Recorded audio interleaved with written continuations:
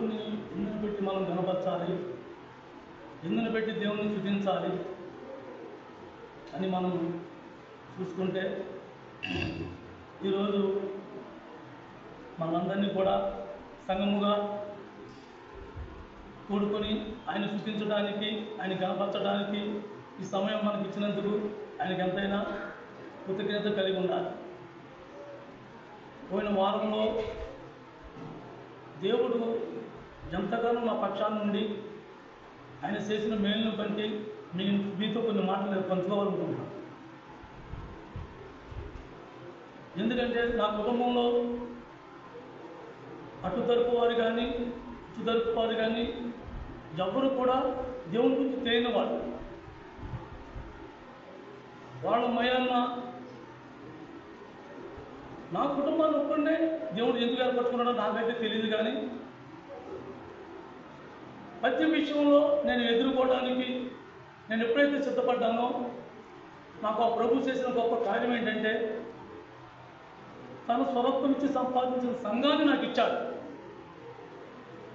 ఆ సంఘం అంతా కూడా నాకు జ్యోతుల వలె అంతమంది జనంలో నా సంఘం వాళ్ళు ఎవరు ఎక్కడున్నారో ఎటు తలగైతూ చూసినా ఒక్కొక్కసారి ఒక్కొక్క జ్యోతి కనిపిస్తూ ఉంది. ఇంత గొప్ప సంఘం నాకు దేవుడు ఇచ్చాడు. నేను ఇంక ఎప్పుడు ఇంతవరకు నేను ఒక రకంగా భయపడేవాడిని. ఏదన్నా నేను నన్ను అంతా నా వాళ్ళంతా నన్ను ఒంటరిగా వదిలేస్తే నేను ఎదుర్కొనే సమయం వచ్చినప్పుడు నా వెంటనే ఎవరన్నా ఉంటారా అని కొంతవరకు నేను భయపడేవాడిని. ఆ భయం కూడా దేవుడు నా కుమారుడి వివాహంతో దాన్ని పూర్తిగా క్వాలిఫై చేశాడు. దేవుడితో పాటు దేవుడిచ్చిన సంఘం నాతో పాటు ఎలాగైతే ఉందో మనలో ఎవరిమైనా సరే అన్నులను ఎదిరించేటప్పుడు, దేవునికి పరిశుద్ధంగా మనం జీవించేటప్పుడు, దేవుడి విషయంలో మనం పరిశుద్ధ కార్యాలు మనం జరిగించేటప్పుడు దేవుని సంఘం దేవుడు మనతో ఎప్పుడు కూడా ఉంటాడు. ఇది ఖచ్చితంగా మనం నమ్మవలసింది. ఒక మాటలో చెప్పేది కాదు ఇది. ఎందుకంటే నేను నా కుమారుడి వివాహం 20 రోజుల ముందు నుంచి కూడా నేను ఎదుర్కొనే సమస్యలు, నేను ఎదుర్కొనే బాధ్యతలు, ఏ ఒక్క విషయంలో కూడా నా కుమారుడి వివాహం నిజమైన పరిశుద్ధ వివాహం చేయాలని నాకు ఒక ఆశ. ఆ ఆశను నెరవేర్చడానికి నాతో పాటు నా ప్రభు ముందుగానే ఆ 20 రోజుల నుంచి కూడా నా ప్రభు శిష్యులు కూడా నాతో పనిచేశారు. అలాగే నా అవసరం పొంది నా అవసరానికి నేను పిలవకుండా సేవకుడు ఒక మాట చెప్పినందుకు సంఘం అంతా వచ్చిన వెనకాల నుంచింది. ఇది గొప్ప ఘనత దేవునికి. ఆ సంఘం నా తరపు దేవుని పక్షాన మీరు వచ్చి నించున్నందుకు దేవుని మీరు నిజంగా ఆరాధించారు. నన్ను పిలవలేదని కానీ మేము తిన్నామో లేదని అదగొట్టుకున్న వాళ్ళు కానీ లేదని ఎవరు అసలు ఆ మాట నా చెవులు పడలా. ఇది నిజంగా మీరు దేవుడిని ఆరాధించారు. ఆ విషయం ఎవరు ఎక్కడున్నారో కూడా నేను చూసుకోవాలా. నా పనిలేయో నా ఆడావిడి నేను ఎక్కడున్నానో నాకే తెలియని స్థితిలో నేను ఉండటం, ఎవరి పని వాళ్ళు సక్రమంగా సమర్థించుకోవటం, యవనస్తులు చిన్నపిల్లల కాడి నుంచి 60 సంవత్సరాల దగ్గర పైపడిన వాళ్ళ వరకు కూడా ఎవరి పని వాళ్ళు ధర్మంగా నెరవేర్చారు.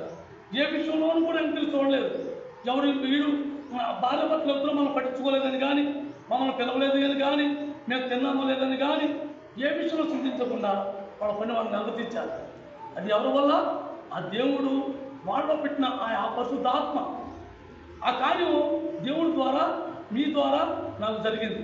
అందుని బట్టి నేను దేవుడిని ఆరాధించాలి. నేను నా కుటుంబం ఎప్పుడు సంఘానికి మేము రుణపడే ఉండాలి. ప్రతి విషయంలో కూడా మేము ఎదుర్కోవడానికి ఆ సమయంలో ఏ సమయంలో దేన్ని ఎదుర్కోవాలో ఆ మాటలు దేవుడు మాతో పలికించడానికి ఆ ప్రకారంగానే మాకు నా సంఘం ఉన్నదని ఒక ధైర్యంగా నేను పిలిచినప్పుడు నేను పిలవకుండా పిలిచినా వచ్చి నుంచోవడానికి ఇది గొప్ప ఘనత దేవుడు నాకు ఇచ్చింది. ఎవరు కూడా నా వాళ్ళకి ఎవరికి తెలియదు. అమావాస అంటారు కొంతమంది, మంగళవారం అంటారు కొంతమంది, శుక్రవారం అంటారు కొంతమంది, ఎదురులు అంటారు కొంతమంది. ప్రతి దానికి కూడా ఏ విషయంలో కూడా మేము దేవుని సందేహించాలి. ఎందుకు? మా గొప్పతనం అక్కడ ఏమీ లేదు. దేవుడు చేసిన కార్యం మీతో పాటు నన్ను కూడా ఆత్మతో నింపు చేశాడు. నా భార్యని అలాగే నింపు చేశాడు. తన మహిమను కనపరుచుకున్నాడు. మనం ఇష్టపడితే దేవుని మహిమను మనం చూడగలం అనడానికి ఇది పెద్ద రుజువు. ఎవరైనా సరే దేవుని కార్యం చేయాలనుకున్నప్పుడు మనం ఎవరు భయపడవసరం. దేవుడు మనకు పెద్ద సంఘాన్ని ఇచ్చారనే ఒక గుర్తింపు ఉండాలి. ఇవాళ ఈ పరిస్థితి వివాహం ఒకటి జరిగినంత మాత్రం మనం గొప్పడం కాదు, మన సంఘం గొప్పది కాదు. ఎవరికి ఏ సమస్య వచ్చినా, ఎవరికి ఏ కష్టం వచ్చినా, ఎవరికి ఏ బాధ వచ్చినా, ఎవరికి ఏ అక్కలు వచ్చినా సరే సంఘం అంతా ఇలా కూర్చోవాలి. మేమున్నాము, దేవుడు మమ్మల్ని పంపించాడు అనే ఒక గుర్తింపు రావాలి. ప్రతి ఒక్క కుటుంబంలో ఇది జరగాలి. ఇది దేవునికి మహిమ. ఇది దేవుడు ఎప్పుడైతే అలా జరిగిస్తూ మనం కొనసాగుతున్నామో దేవుని మనం ఆరాధించడం వల్ల అవుతాం. ఆరాధన అంటే మన క్రియారూపం అంటే ఏది క్రియ? ఇదే క్రియ. మనం దేని ప్రతిఫలం ఆశించాలా? మీరెవరు కూడా నా దగ్గర ఏ ప్రతిఫలం ఆశించాలా? నేను మిమ్మల్ని ఎవరిని పిలవలా. కానీ మీరందరూ వచ్చి సమయం మించిపోయినా ఎవరు కూడా దేని గురించి కూడా ఆలోచించకుండా అందరూ నాతో పాటు ఏకీభవించారు, దేవుణ్ణి కనపరిచారు, దేవుని సంపించారు. అయ్యో దేవునికి మహిమకరంగా మీరు అందరూ నిలబడ్డారు. అందుని బట్టి మీకు అందరికీ కూడా నేను ఎప్పుడూ రుణపడి ఉంటాను. ఆ పరలోక తండ్రి రుణం అయితే నేను ఎలాగో తీర్చుకోలేదు. నా శాశ్వత కాలం, నా జీవితం అంతా నేను దాచుకొచ్చినా నా తండ్రికి నేను రుణం తీర్చుకోలేదు. కానీ ఎట్టి పరిస్థితుల్లో అయినా సరే, నేను ఎక్కడున్నా సరే, ఎలాగున్నా సరే, సంఘంలో ఎవరికి ఏది అవసరమైనా సరే నేను చేయగలిగింది ఖచ్చితంగా వచ్చి నాకు ఉంటుంది, నేను చేయగలుగుతాను. అలాగే ప్రతి ఒక్కరూ కూడా ఏక మనసు కలిగి ఏక అభిప్రాయంతో మనందరం ఒకే మనసుగా ఆ దేవుని స్తుతించి ఆరాధించాలి. ఎప్పుడైతే మనం అత్యధికంగా మనం జీవిస్తున్నామో దేవునికి ఇది ఆరాధించే సంఘం, దేవుడు తన స్వరూపం సంపాదించిన సంఘంగా ఒక దేవునికి ఒక గుర్తింపు కలిగి మనం జీవిస్తున్నట్టు అవుతుంది. కాబట్టి మనం ఎప్పుడు కూడా ఈ వెలుగుతనం మనం మర్చిపోకూడదు. అదే మనం మొన్నే కదా వెళ్తున్నాం, మన వెనకాల ఉంటారా ఉండవు, మనం కొద్ది రోజుల నుంచి వెళ్తున్నాం కదా, మనం పిలిస్తే వస్తారా రాదు, అసలు ఈ సందేహాలు ఎవరికి వద్దు. నూతనంగా వచ్చేవారు కానీ పాత వాళ్ళు కానీ ఎవరైనా కానివ్వండి, ఏ సమస్య వచ్చినా సరే సావుకు చెప్పండి, సావుకుడి ద్వారా ఒక మాట చెప్పించండి, చాలు. వచ్చి సంఘం అంతా అక్కడ మీకోసం కాచుకుంటాం. అలాగే దేవుణ్ణి మనం ఎదురు పెట్టి మనం కనపరచాలి. దేవుణ్ణి ఎదురు పెట్టి మనం చూపించాలి అంటే దేవుడు ఆయన ప్రజలను కాపాడుకోవడానికి ఆయన ఎప్పుడు కొనుకోడు, నిద్రపోడు. ఆయన గురికి మనం ఎలాంటి స్థితిలో ఉన్నా ఎలాగున్నా సరే ఆయన మనం కాపాడుకుంటూ వస్తున్నాడు. లేకపోతే అదే మంగళవారం మీకెవరికి తెలియని ఒక పచ్చనితో వాళ్ళ మీతో పంచుకోవాలనుకుంటున్నాను. అది నేను సాయంత్రం ఊహించుకుంటేనే చాలా భయం వేసింది. ఇంతవరకు నా పిల్లలకు కూడా ఎవరికి చెప్పలేదు, నా భార్య ఒకటి తెలుసు.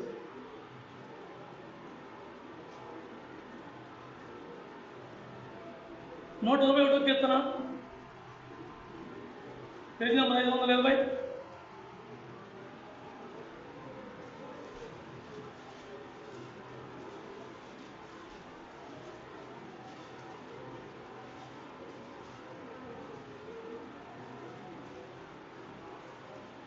పేజీ నెంబర్ 520, 121వ కీర్తన 2వ వచనం. యెహోవా వలనే నాకు సహాయం కలుగును, భూమి ఆకాశమును సృజించిన వాడు. ఆయన వల్ల సహాయం నిజంగా నేను అనుభవించాను. ఎవరికైనా సరే దేవుడు ఆయన దగ్గర వచ్చిన సహాయం సమృద్ధిగా ఉంటుంది, వినవింపుగా ఉంటుంది, సంతోషంగా ఉంటుంది. మనగా సహాయం చేసుకుని మనగా సహాయం పొందితే మనకి ఏదో ఒక లోపు కనిపిస్తూ ఉంటుంది. కానీ అదే దేవుడి దగ్గర నుంచి పొందే సహాయం అయితే ఏ కొలత ఉండదు, ఏ సమస్య ఉండదు, ఎవరికి దాసులుగా ఉండవసరం. దేవుడి దగ్గర నుంచి వచ్చే సహాయం మనకు అంత అండగా ఉంటుంది, అంత అక్కరగా ఉంటుంది. ఏ విషయంలో కూడా మనం దేవుడి సహాయం కోసం ఎదురు చూడాలి కానీ మనుషుల సహాయం కోసం కాదు. 3వ వచనం చదవండి. ఆయన నీ పాదమును తొట్టెల నీడు నిన్ను కాపాడువాడు కొనుకడు. ఈ వచనం నిజంగా ఆ రోజు మంగళవారం నాకు జరిగింది. నాకు వచ్చే ఫోన్లు, నాకు వచ్చే టార్చర్ ఎంత భయంకరమైందంటే అసలు ఆ రోజు నిన్నటి వరకు దాని గురించి నేను ఊహించుకోవాలా. ఆ రోజు జరిగిపోయింది, అయిపోయింది, వచ్చేసాను, నా పనులు నేను చేసుకున్నా. నేను గణపాలం ఇక్కడ బండి నుంచి వెళ్ళగానే అసలు అక్కడ ఏం జరుగుతుందో కూడా చూడాల. బండి తాళం తీసుకుని తొందరగా గణపాలం వెళ్ళిపోయాను. సరిగ్గా మన మెలపల్లి యువతల టర్నింగ్ ఉంది చూడండి, ఎవరూ లేరు, లారీ వచ్చేస్తాను. ఆడు ఆరు నేను మా పాస్టర్ నేను ఆరు ఇలా ఇస్తున్నప్పుడు ఆడు రోజు వెళ్ళిపోయాడు. నేను గట్టి మీద పడిపోయి బండికి నేను గట్టి మీద వాహనం దొల్లుకుంటూ వెళ్ళి నాకు నేను బండి లేకుండా మళ్ళీ వెళ్ళిపోయి లేచి అక్కడ కొట్టడానికి భయం వేసి, అది దాని గురించి నేను రాత్రి ఊహించుకుంటే అపవాది కీడుగా మార్చేదాన్ని దేవుడు ఒక సాక్షిగా మార్చుకున్నాడు. అరే దేవా, వేళ నాకే జరగకుండా జరుగుతూ అంతా అయోమయం తారుమారైపోదురే, నీ దేవుడు చేస్తాడట, నీ దేవుడు చేసేలా ఈ గొప్ప కార్యం, నీ దేవుడు చంపేస్తాడా మనుషుల్ని, ఎంతమంది అవమానపరిచేవాడు ఆ దేవుణ్ణి. ఆ వచ్చిన వధువరుల్ని వాళ్ళు ఏమనేవారు, ఆ పిల్ల వచ్చిన వేళ విశేషం మాంగాలను చంపేసింది. అరే ఎంత దౌర్భాగ్యం, ఆ పిల్ల ఎంత కాలం పోయాలని ఉందా. అది నిన్నటి వరకు అసలు ఈ ఓలం నేను రాలేదు, జరిగిపోయింది అయిపోయింది అనుకున్నాను. కానీ దేవుడు చేసే ఈ అద్భుతంలో వెనకాల ఇంత మేలు ఉంది, ఇంతమందిని అవమానించి దేవుడు తప్పిస్తాడా, అంతవరకు నేను ఊహించుకోవాలా. శాశ్వతకాలం ఆ పిల్ల జీవితకాలం ఏదైనా సందర్భం వచ్చినప్పుడు ఆ పిల్లల మాట పడేదే, అనేక నా భార్య పడేదే, మా పిల్లలు పడేవాళ్ళే, మా వాళ్ళందరితో మీ దేవుడు ఇలా చేస్తాడా, మీ దేవుడు మనుషులు చంపేస్తాడా, అది ఎవరికి భయపడినోడు అని దేవుడు చంపేశాడు, దేవుడు చంపేస్తాడా. ఎంత భయంకరమైన విషయం అండి ఇది. అపవాది పడిన పన్నాగంలో దేవుడు దాన్ని ఎంత మేలుగా చేశాడో అర్థమవుతుందా. ఆ అపవాది ఈ టెన్షన్లో మనిషిని తీసేస్తాడు, కానీ దేవుడు దాన్ని ఏం చేశాడు, ఒక సాక్ష్యంగా పిలిచాడు. దేవుడు చేసే ప్రతి పని కూడా మనం ఆయన ఇచ్చిన మనోనేత్రంతో చూడగలిగితే ప్రతి దాంట్లోనూ ఆయన మేలు మనం పొందగలం, ఆయన చేసిన గంటలు మనం పొందగలం. కానీ మన అంతసేపు ఏమాలయంతో నా అదృష్టం బాగుంది తప్పుకున్నాను, లేకపోతే నాకు నేరుగా బండిలో తిట్టాడుగా కొంచెం పట్టుకొని లేచి వెళ్ళిపోయాను. మన గొప్పతనం ఏమీ లేదు. మనం లెక్కలమా టెన్షన్లో, అసలు మనం లేచి మనం వెళ్ళగలమా? కనీసం బండికి ఏమీ కాదు, నాకు ఏమీ కాదు, ఆ గట్టి మీద పడిపోయి లేచిపోయి వెళ్ళిపోయి కొన్ని పడేస్తుంది. ఆ వచ్చేసిన తర్వాత ఇంటికి వచ్చిన తర్వాత వీళ్ళందరినీ చూసి అసలు రకమైన దుఃఖం కింద వచ్చింది. కానీ ఇంత లోతుగా వెనకలికి ఉందని నేను ఊహించుకోవాలి. కూర్చుంది తరగతితో దుర్తిని వచ్చేస్తే ఏమనుకుంటున్నారు, రాత్రి మనం కూర్చుని ఉన్నాడు కదా, మెలుగుగా ఉన్నాడు కదా, ఏమి తెలియదు కదా, అందుకు నేర్చు వచ్చింది అనుకుంటున్నారు. కానీ ఇది ఎవరికి నేను చెప్పలా. దేవుడు చేసే కార్యాలు మనకు ఎవరికి కూడా తెలియదు. అందుకే మనల్ని కాపాడేవాడు ఎప్పుడు కూడా ఆయన కొనుగడు. ఆయన ఆ టైంలో కొనుక్కుంటే నా కుటుంబం అంతా నవ్వులు పాలైపోయింది, నా ప్రాణం గాల్లో కలిసిపోయింది. దేవుడిని అవమానపరిచేవాడు. కానీ ఆయన పట్ల ఎప్పుడైతే మనం నిర్లక్ష్యం లేకుండా ఆయన కోసం జీవించాలని మనం తీర్మానించుకుంటామో మనకి కీళ్ళు కూడా ఆయన మేలుగా మార్చుకుని ఆయన కనపరచుకోగలరు. ఆయన కనపరచుకోగలరు.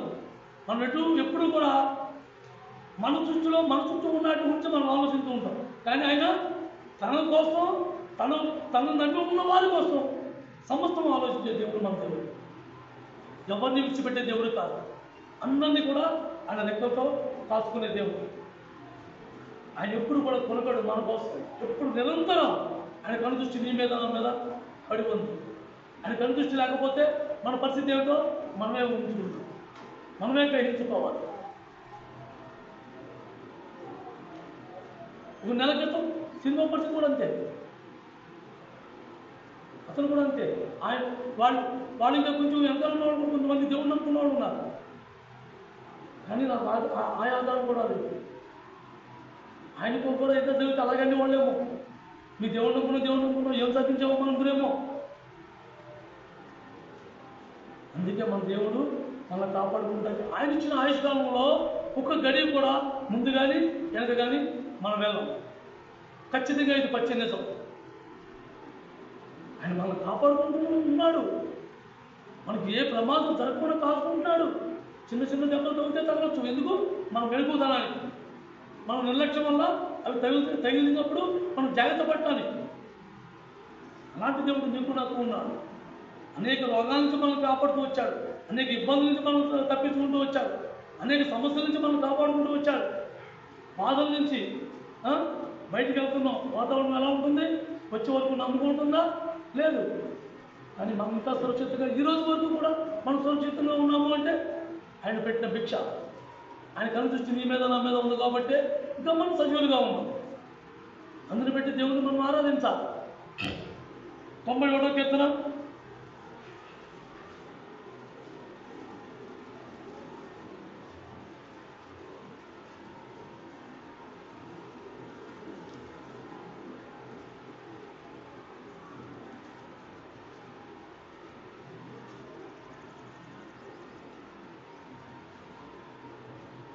1-2 వస్తారు.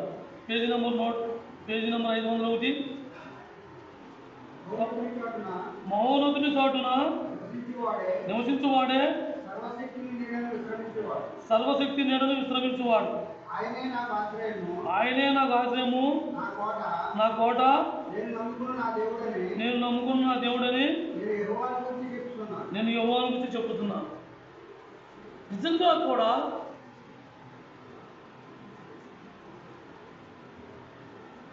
ఆ యొక్క సందర్భంలో నాకు నా సంఘం నా వెనక నా కోటగా నుంచింది. దేవుడిచ్చిన నా సంఘం నాకు కోటగా నుంచింది. ఒక్కొక్కడు ఇద్దరు యవనస్తులు, ఆడవాళ్ళు, వీళ్ళ నలుగురే మమ్మల్ని అందరూ అంతమందిని కూడా టార్చర్ పెట్టడానికి చూసినవాడు. వాళ్ళ నలుగురు టార్చర్ ఎంత ఎలాంటిదంటే అపవాది చేతిలో బాణాల్లా ఉపయోగించారు. కానీ దేవుడు నాకు నా సంఘాన్ని డాల్గా నుంచోబెట్టాడు. దేవుడు ఇచ్చిన సంఘం నాకు డాల్గా ఉంచింది. దేవుడు నాకు డాల్గా ఉన్నాడు. డాల్ అంటే ఏంటో తెలుసా? యుద్ధ వీరులకి, యుద్ధ సైన్యానికి ఒక చేతితో ఆయుధం, ఒక చేతితో పట్టుకునే డాల్. అది వచ్చే దెబ్బలు తట్టుకుండాలి, అది ఒంటి మీద కాకుండా కాసుకోవడానికి. ఆ డాలై ఉంది నాకు సంఘం. నా ప్రభు డాలై ఉన్నాడు. ఏ బాణాలు మాకు తగలకుండా కాపాడాడు. ఎప్పుడైతే దేవుడి మీద మనం ఆశ్రయించి ఉంటామో దేవుడు మనకు కోట అయి ఉంటాడు. ఆ కోట అంటే ఎంత మనిషిగా అందరంత ఎత్తుగా కడతారు. ఆ కోట కొట్టుకెళ్ళాలంటే చాలా చాలా పెద్ద పెద్ద ఆయుధాలు కావాలి. అలాంటి కోటగా నా ప్రభు నాకు ఉన్నాడు. ఇవాళ వాళ్ళందరూ సంతోషం, అందరూ వెళ్ళిపోయారు.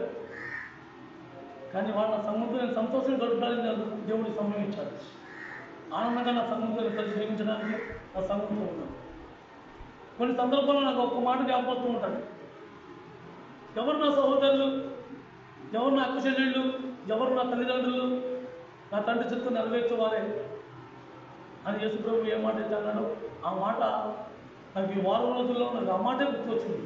నిజంగా కూడా ఎవరు నా అన్నదమ్ములు, ఎవరు నా అక్క చెల్లెళ్ళు, నిజమే తండ్రి చిత్తం నెరవేర్చేవారే. మీ అందరికీ ఆ సేవకుడి ద్వారా దేవుడు ఇచ్చిన ఒకే ఒక ఆజ్ఞ, ఆ ఆజ్ఞని మీరు పాటించారు. దేవుడి మాటలు మీరు గైకున్నారు. దేవుడి ఆజ్ఞ మీరు ఆచరించారు. మీరు దేవుడికి మీరు ఆరాధకులయ్యారు. ఆ పరలోకపు తండ్రి నాకు ఇంత గొప్పగా నా ఆదరణగా ఉంటాడని, నాకు ఇంత కోటగా ఉంటాడని నేనే ఊహించుకోవాలి. నేను ఎప్పుడైనా ఒంటరిగాడిని కదా అని ఊహించుకున్నానే కానీ నా వెనకమాల ఇంత గొప్ప సంఘం ఉంది, నాతో పాటు ఇంతమంది ఉన్నారా అని నేను ఎప్పుడు ఊహించుకోవాలి.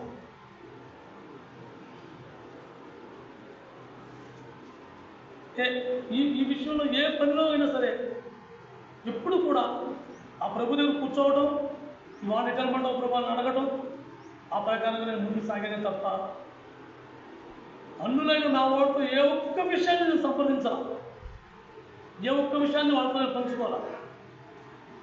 నా ప్రభుతో పంచుకున్నాను, నా సేవకులతో పంచుకున్నాను, ఇంకెవరితో నేను పంచుకోవాలి. నా పని నేను చేసుకుంటూ వెళ్ళిపోయాను. కాబట్టి మనం ఎప్పుడు కూడా దేవుడు మనకు ఎలా ఉన్నాడు? కోట అయి ఉన్నాడు. ఆయన సర్వోన్నతుని నీడలు మనం ఉన్నాం. సర్వోన్నతుని నీడలు మనం ఉన్నప్పుడు మనకు ప్రమాదాలు వస్తే మనం ఏమైనా తాకుతాయా? మనకు వచ్చే అపవాది వేసే బాణాలు మనం ఏమైనా తగులుతాయా? అవి మనమేమి చేయవు. సర్వోన్నతుని నీడలు మనం ఉన్నాం. సర్వశక్తిమంతుడు మనకు కాచుకుని ఉన్నాడు. మహోన్నతుడు అయిన దేవుడు మన పక్షాన పోరాడేటప్పుడు అపవాది మనం ఏం చేయగలదు? దాని కుజెత్తులు దాన్ని తిప్పుకొడతాయి తప్ప మన మాత్రం దాన్ని ఎప్పుడూ ఓడించలేదు. ఎందుకంటే మనకన్నా ముందుగానే మన ప్రభు దాని తెలుగుదొక్కాడు. ఆయన మరణాన్ని జయించాడు, సమాధిని జయించాడు. అలాంటి దేవుడు మీకు నాకు ఉండగా మనం ఎందుకు భయపడాలి? మనం ఎవరికి భయపడవసరం. అందుని బట్టి దేవుడిని మనం ఆరాధించాలి. మన ప్రభుని ఎప్పుడు మనం కనబడుతూ ఉండాలి, ఆరాధిస్తూ ఉండాలి, దేవునికి లోబడుతూ ఉండాలి. మనం ఎప్పుడెప్పుడు దేవునికి లోబడుతూ మన పనులు మొదలు పెడతామో దేవుడు తన పనులు తను చేస్తూ ఉంటాడు. మన సొంత నిర్ణయాలతో మనం ఎంత బలంగా మనం దాన్ని కట్టినా అది నిలబడదు. కాబట్టి దేవుడు మనకు కోట అయి ఉన్నాడు, ఆయన మనకు రక్షకుడు అయి ఉన్నాడు. మహోన్నతుని చేతిలో మనం ఉన్నాం, అది మనం ఎప్పుడు గ్రహించుకోవాలి. ఆయన సన్నిధి నుంచి మనం ఎప్పుడు తప్పిపోకుండా ఉండడానికి ఆ మహోన్నతిని మనం స్తుతించాలి, గణపరచాలి.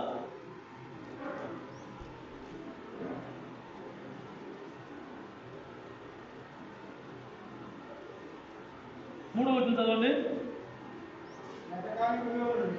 వేటగాని ఊరిలో నుండి నన్ను విడిపించును,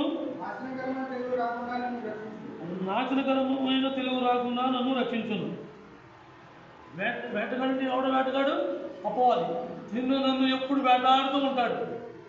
ఎక్కడ ఏ చదువు దొరుకుద్దా, ఎక్కడ ఏ అవకాశం దొరుకుద్దా, ఎక్కడ తప్పిపోతూ, ఎక్కడ మెరుగు తగ్గి ఉంటాడా పడకూడదని చూస్తూ ఉంటాడు. అలాంటి గురించి నన్ను తప్పించడానికి ఆయన మన నీతో నాతో ఎప్పుడూ ఉన్నాడు. మనతో కలిసి జీవిస్తున్నాడు, ఆయన మనతో కలిసి నడుస్తున్నాడు, మనకు ఆయన మార్గాన్ని చూపిస్తున్నాడు. అందుని పెట్టి దేవుణ్ణి మనం కనపరచాలి, అందుని పెట్టి దేవుణ్ణి మనం ఆరాధించాలి. దేవునికి ఎప్పుడైతే మనం లోబడి ఉంటామో ఆయన సక్రమంగా చేసుకెళ్తారు. మనం అపవాదికి దొరుకుతాము అనుకున్న సమయంలో ఆయన వచ్చి మనల్ని తప్పిస్తూ ఉంటాడు. ఆయన రెక్కలతో మనం కప్పి ఉన్నాడు, ఆయన రెక్కల చాటు మనం దాచి ఉంచాడు. 4వ వచనం కూడా చూడండి. ఆయన తన రెక్కల నీడన ఆయన రెక్కలతో నిన్ను కప్పును, ఆయన రెక్కల క్రింద నీకు ఆశ్రయము కలుగును, ఆయన సత్యము కేడుమును దారుమై ఉన్నాడు. ఆయన ఎలా కాపాడుతున్నాడు నిన్ను నన్ను? ఆయన రెక్కలతో కాపాడుతున్నాడు. కోడి పిల్లలను పెట్టి ఆ గ్రద్ద వచ్చినప్పుడు అదేం చేస్తుంది?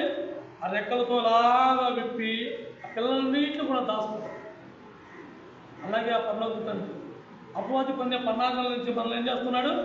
ఆయన రెక్కలతో కాసుకుంటాడు. ఆయన రెక్కల నీడకు మనం చేరాలి, ఆయన రెక్కల నీడకు చేరాలి. ఆయనతో సావాసం కలిగి ఉండాలి. నాకు జ్ఞాపకం వచ్చినప్పుడు వస్తాను, నాకు ఖాళీ లేకపోతే రాననేది కాదు. నిరంతరం ఎప్పుడూ దేవుని సన్నిధిలో దేవునితో సావాసం కలిగి ఉండాలి, దేవుని సంఘంతో సావాసం కలిగి ఉండాలి. దేవుడు చెప్పిన మాట ప్రతి మాట మనం అనుసరిస్తూ ఉండాలి.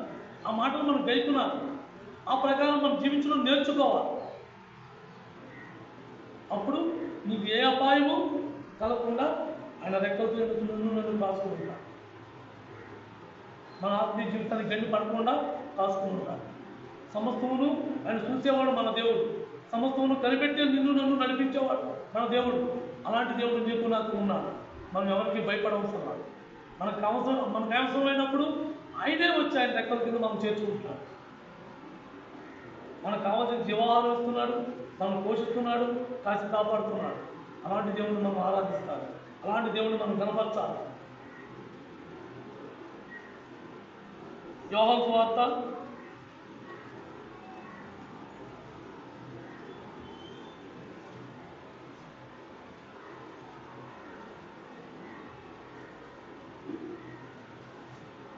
15వ అధ్యాయం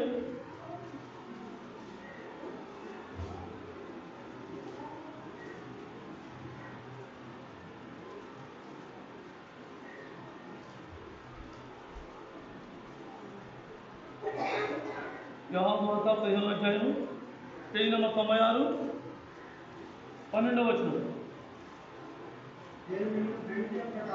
నేను మిమ్మల్ని ప్రేమించిన ప్రకారము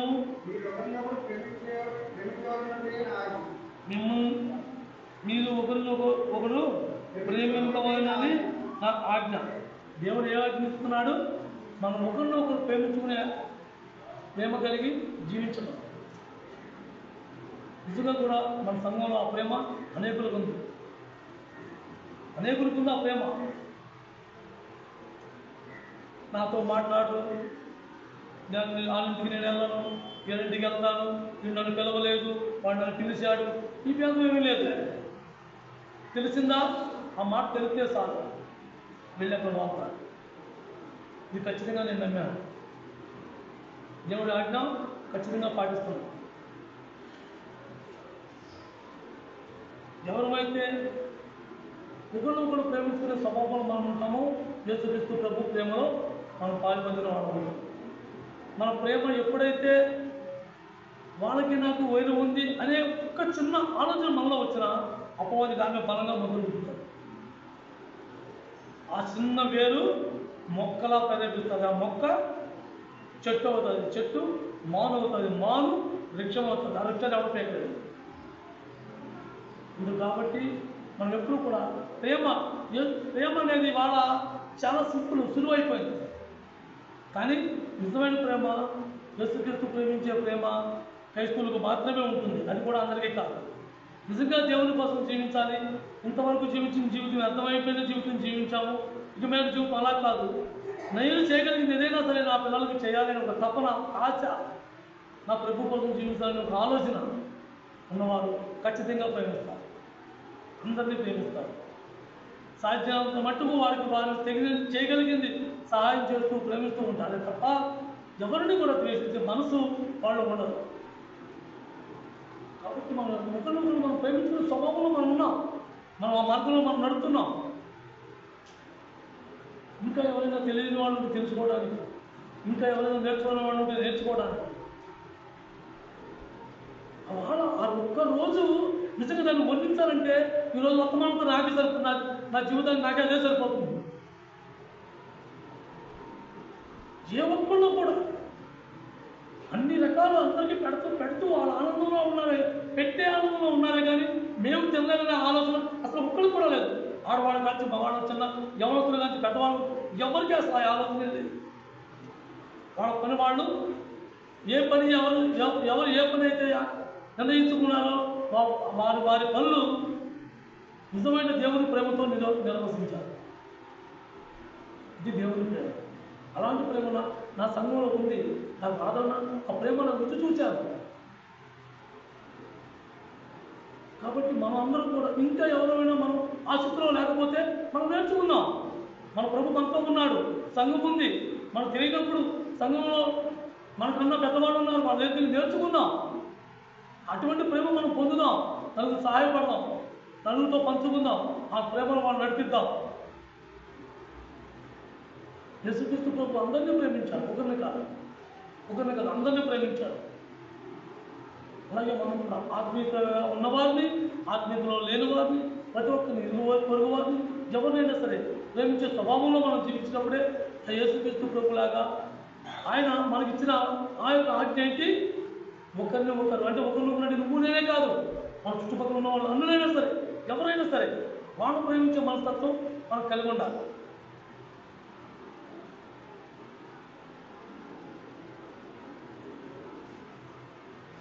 రెండో కొరింథీయులకు రాసిన పత్రిక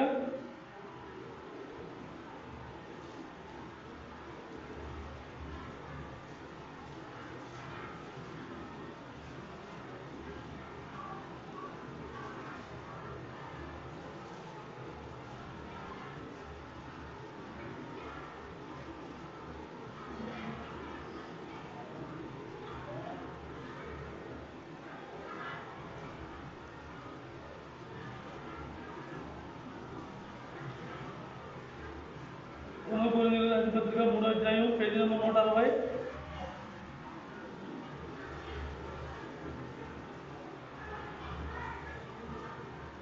నాలుగు 5 వర్షాలు కలిపిన చూడండి.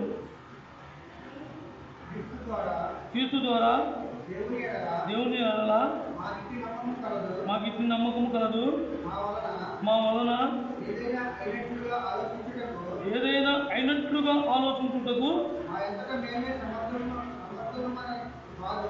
మా అంతటా మేమే సమర్థమని కాదు, మా సామర్థ్యము దేవుని వల్లనే కలిగి ఉన్నది. ఇది ఎప్పుడైతే సంఘం గురించి నేను చెప్పుకున్నప్పుడు ఎప్పుడూ కూడా గర్వించొద్దు. ఇది మేము చేసింది కాదు, దేవుడు మాతో తోడుండి దేవుడు నడిపించాడు అని మనం ఎప్పుడైతే దేవుడికి ఇచ్చామో ఆ ఘనత, అప్పుడు మనం ఆరాధకులం అవుతాం. పౌలు ఏమంటున్నాడు? మేము చేసింది కాదు, దేవుని వల్ల మేము చేయగలిగాం. మనం కూడా అంతే. మనం ఎవరికైనా ఏదైనా చేయగలిగామా, ఎవరికైనా ఏదైనా ఆదరణగా ఉన్నామా, అండగా ఉన్నామా, మనం చేసింది కాదు. దేవుడు ఆత్మ మనలో ప్రేరేపిస్తే, దేవుని శక్తి నీలో నాలో ఉంటే ఆ పని మనం పూర్తి చేస్తాం. కాబట్టి మన దేవుని ఆత్మ మనకు చాలా అవసరం. ఆ పరిశుద్ధాత్మ మనం పొందగలగాలి. ఆ మనసు అందరికీ ఉండదు. ఏ ఆలోచన లేకుండా, ఏ వ్యాపనం లేకుండా ఒకే ప్రేమ కలిగి ఉండాలి అంటే దేవుని ఆత్మ మనతో పనిచేయాలి. దేవుని ఆత్మ మనలో ఉండాలి. లేకపోతే అక్కడ పనిచేసే వాళ్ళు అనేక మంది ఉన్నారు, కానీ ఆ అరుపులకి మనం ఏదో అర్థం పెట్టి వచ్చాం, కానీ అయితే మనకెంత బాబు గోళ అని వచ్చే వాళ్ళు ఉన్నారు. అని ఎవ్వరూ ఆ పని చేయాలి. ఎందుకు? అందరూ దేవుని ఆత్మతో నింపబడి ఉన్నారు, దేవుడితో తోడై ఉన్నారు. దేవుడు పరిచయం చేస్తే మనకు ఆలోచన కలిగారు. అలాగే మనం ఎప్పుడు కూడా దేవుడిని కనపరచుకోవాలి, కానీ మనం కాదు. ప్రభు తోడున్నాడు, మనం చేశాం. ఆ ప్రభు సాయం చేశాడు, మనం చేశాం. ఎవరు ఏ విషయంలో అయినా సరే, ఎవరికి ఏ రకంగా మనం సహాయపడినా సరే, మనం వచ్చే మాట మనకిదే: నా ప్రభు చేయగలిగాడు, నా ప్రభు ఉన్నాడు, నేను చేయగలిగాను, నా ప్రభు చేయించుకున్నాడు, లేకపోతే నేను చేయలేదు. ఈ మనసు మనలో ఉండాలి. ఈ మనస్తత్వం మనలో లేకపోతే మనం దేనికి దేవుని కనపరిచిన వాళ్ళని కాలేదు. పౌలు ఆయన చేసిన కార్యం ఎంతమందికి ఇవాళ పౌలు ఒక మాదిరి ఉన్నాడు. నిజంగా దేవుని ఆత్మ పొంది యేసుక్రీస్తు ప్రభు కోసం జీవితానుకునే వాళ్ళకి కొన్ని లక్షల కోట్ల మందికి ఒక ఆదరణ అయి ఉన్నాడు. అయినా సరే ఏమన్నాడు? నేను చేసింది కాదు, ఆ ప్రభు సాయం ఉంటే నేను చేశాను. అలాగే మనందరం కూడా ఎంత చేసినా సరే, నా ప్రభు నాకు ఇచ్చాడు, నా ప్రభు చేయమన్నాడు, నేను చేశాను, నా ప్రభు నాకు తోడున్నాడు. అందుకే దేవుడు ఆత్మ మనకు అందరికీ అవసరం. దేవుడు ఆత్మ లేకపోయినప్పుడు, దేవుడితో సమాసం లేనప్పుడు మనం ఇలాంటి కార్యాలు, ఇలాంటి నిందలు మనం భరించలేము.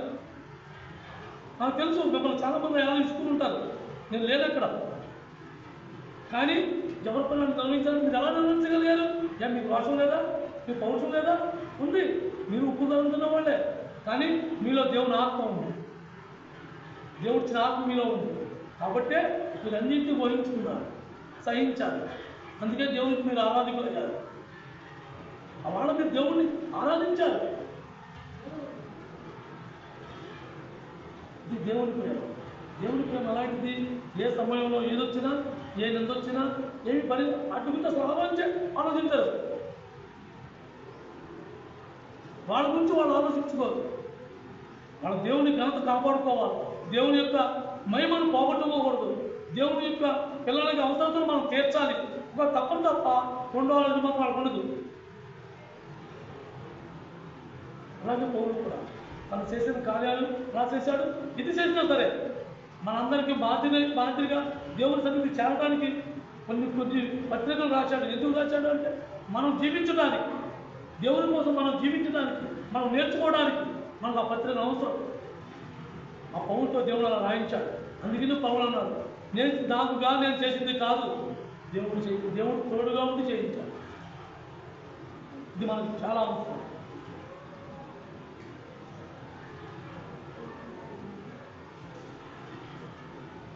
అలాగే ఎఫెసీయులకు రాసిన పత్రిక 5వ అధ్యాయం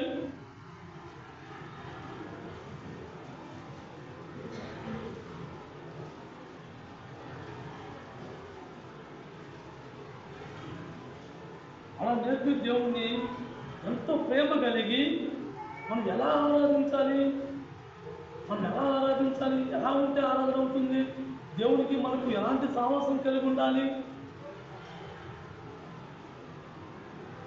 ఎఫెసీయులకు రాసిన పత్రిక 5వ అధ్యాయం 31-32 వచనాలు చదవండి. 31-32. 5వ అధ్యాయం. ఈ హేతువు చేత పురుషుడు తన తండ్రిని తల్లిని విడిచి భార్యను అతుకును, వారిద్దరూ ఏకశరీరులు అయిదురు. ఈ మర్మము గొప్పది. అయితే కీర్తును కూర్చి సంగమును కూర్చి చెప్పుతున్నాను. ఒక మనిషి వివాహం అయిన తర్వాత భార్యతో ఎంత అన్యోన్యత కలిగి ఉంటాడో, అలాగే ఆ భార్య సర్వము భర్త కోసం లోబడి ఎలాగైతే ఉంటుందో, అలాగే మనం క్రీస్తు సంఘంలో ఉన్నాం కాబట్టి మనం కూడా ఆయనకి లోబడి ఉండాలి.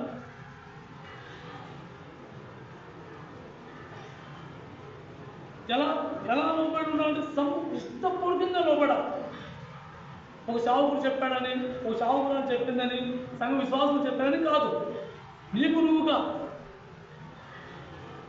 ఈ రోజుల్లో ఎవరైనా సరే ఒక యవనస్తురాలను తీసుకొచ్చి ఆ అబ్బాయి నువ్వు చేసుకో అని పెద్దవాళ్ళు చెప్తే చేసుకుంటారా? చేసుకోదు. తన ఇష్టపూర్వకంగా తను అంగీకరించి చేసుకుంటుంది. అలాగే మనం కూడా మన ఇష్టపూర్వకంగా దేవుని మనం అంగీకరించాలి. మన ఇష్టపూర్వకంగా దేవుని కోసం మనం జీవించాలి. యేసుక్రీస్తు ప్రభు సర్వమును విడిచిపెట్టుకుని నన్ను భారీగా అంగీకరించడానికి భూమి మీదకి వచ్చాడు.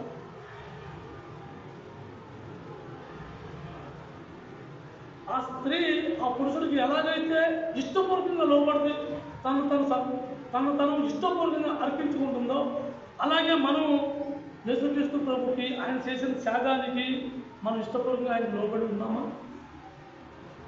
లోబడిన వాళ్ళకి ఎవరైనా ఉంటే మనం నేర్చుకుందాం. ఒక్కరోజు జరిగేది కాదు ఇది. లోబడాలి. ప్రతి విషయంలో, అన్ని విషయాల్లో లోబడాలి. యేసుక్రీస్తు ప్రభుకి మనం వధువులు అయి ఉన్నాం. ఆయన మనల్ని తీసుకెళ్ళడానికి, వివాహం చేసుకోవడానికి సిద్ధపడి వస్తున్నాడు. వివాహం చేసుకోవడానికి పెళ్లి కుమార్తె ఎలా సిద్ధపడుతుందో అలాగే నువ్వు నేను కూడా సిద్ధపడి ఉండాలి. ఆరాధన అంటే ఒక రోజు ఒక మాట మాట్లాడుకుని ఆదివారం రోజు మందిరంలో కూర్చొని నన్ను మాట్లాడి వాని చేసుకునేది కాదు ఆరాధన అనేది. ఆరాధన అనేది రోజు క్రైస్తవ జీవితంలో వెదగడమే దేవునికి ఇష్టమైన ఆరాధన. మనం ఎప్పుడు కూడా దేవునికి ఎలాంటి అర్పణ అర్పిస్తున్నాం అనేది మనం గ్రహించకుండా, దేవుని కోసం మనం ఎలా జీవిస్తున్నాం అనేది మనకు తెలిసి ఉండాలి. ఆరాధన అనేది మందిరాల్లో కూర్చుని పాటలు పాడుకునేది కాదు. మనం రోజు జీవించే జీవితం దేవునికి ఆరాధన, ఒక అర్పణ అయి ఉండాలి. అటువంటి అర్పణ, శ్రేష్టమైన అర్పణ దేవుని అంగీకరిస్తాడే కానీ నేను దేవుని అనుకున్నాను మా ఇష్టంతో మనం జీవించి మందిరంలో కూర్చుంటే దేవుని అంగీకరించడు. అది అర్పణ కాదు.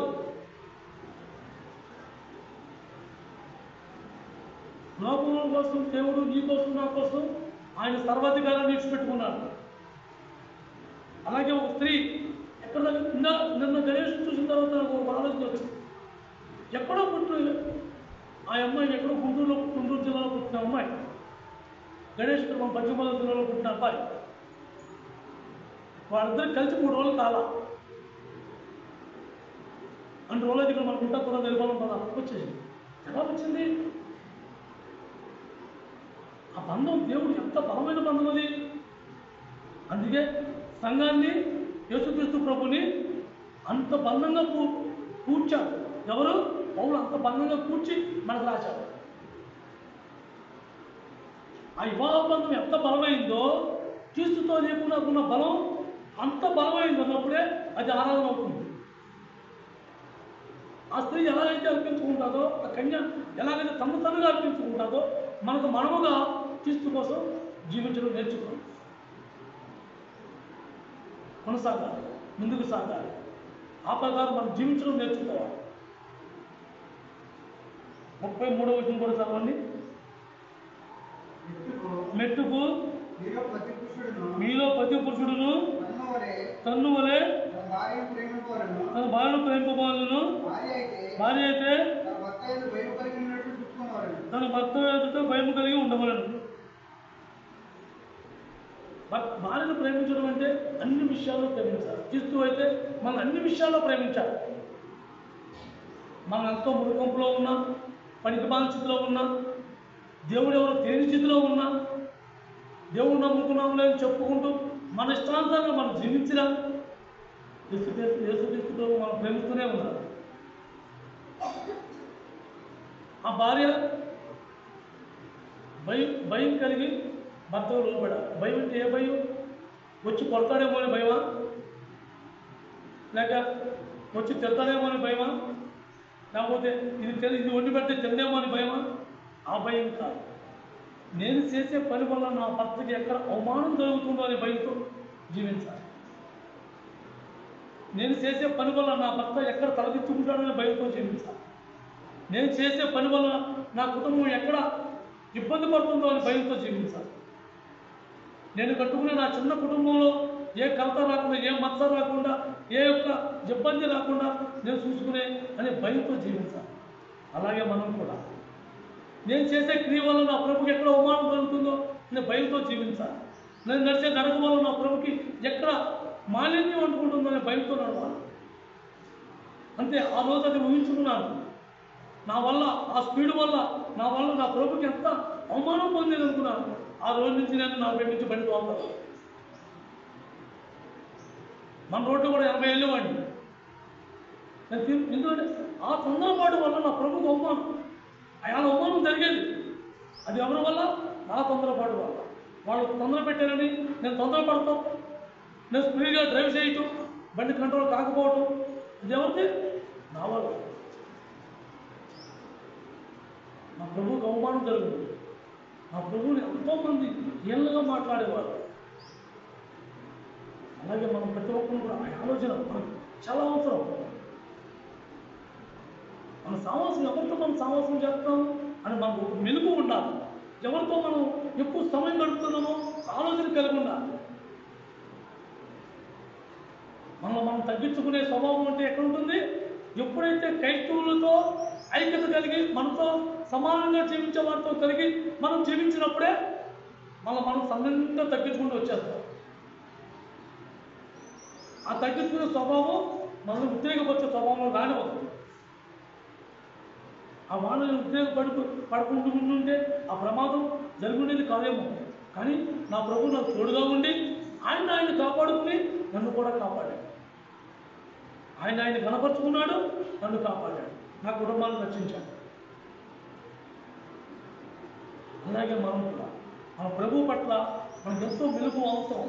నేను చేసే క్రియ వల్ల కానీ, నేను చేసే మాట వల్ల కానీ, నేను చేసే ప్రతి పనుల వల్ల కానీ, ఏం జరిగినా సరే, పని కానీ భోజనం, అందుకని అన్నాడు, భోజనం చేసినాను, పానం చేసినాను, మరి ఏమి చేసినాను ఆ తండ్రి మహిమకరంగా, ఆ దేవునికి మహిమకరంగా ఉండాలంటే మన క్రియ ఎప్పటికప్పుడు మనం సరిచేసుకుంటూ ఉండాలి. ఎక్కడ నా వల్ల నా ప్రభువు మచ్చొస్తుందో, ఎక్కడ నా ప్రభుకి ఈ లోకం మాలిన్యం వండుకుంటుందో అని భయం కలిగి ఉండాలి. ఇది దేవునికి ఆరాధన. అంతేగాని రెండు పాటలు పాడుకుని 4 మాటలని తప్పట్లు కొట్టుకుని కాన్ఫరెన్స్ కాదు ఆరాధన అనేది. ఆరాధన అనేది క్రైమ్తో కూడింది. ఆ క్రైమ్ ఖచ్చితంగా చెల్లించేనే దేవునికి ఆరాధన అవుతుంది. ఉన్న సమయాన్ని తీసుకుంటారు.